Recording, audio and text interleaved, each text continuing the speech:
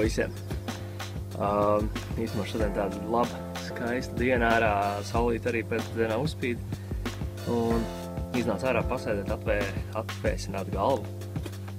Nedaudz attiekt no tā, ko es darīju tikko. Jo tikko biju, var teikt, ieurbies Google Maps kartē. Jo es plānoju savu braucienu. Tas ir tas, ko es jums arī gribēju izstāstīt. Jo ir doma, ka jūnijā es gribētu startēt un doties ceļojumā apkārt pa Eiropu. Man ir jau nopirkts un sagatavots motorolers, ar kuru es to darīšu. Tā kā es šodien apmēram kopā uzmetu, tad, teiksim, tas ceļojuma maršruts, kuru es vēlētos veikt, būtu 6000 km garš. Bet tas ir tas, ko es vēlētos.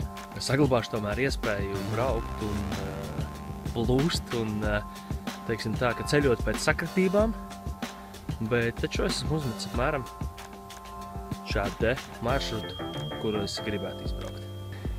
Šis maršruts iekļauj tādas valstis un pilsētas kā Kauņas Lietuvā, Varšava Polijā, Ražumburka un apgabals Slovākijā, Budapešta Ungārijā, Serbija, cauri visa Serbija, Albānija, Montenegro, Horvātija, Slovēnija, Austrija, un tad jau tur apakaļ Polija, atkal Lietuva un Latvija.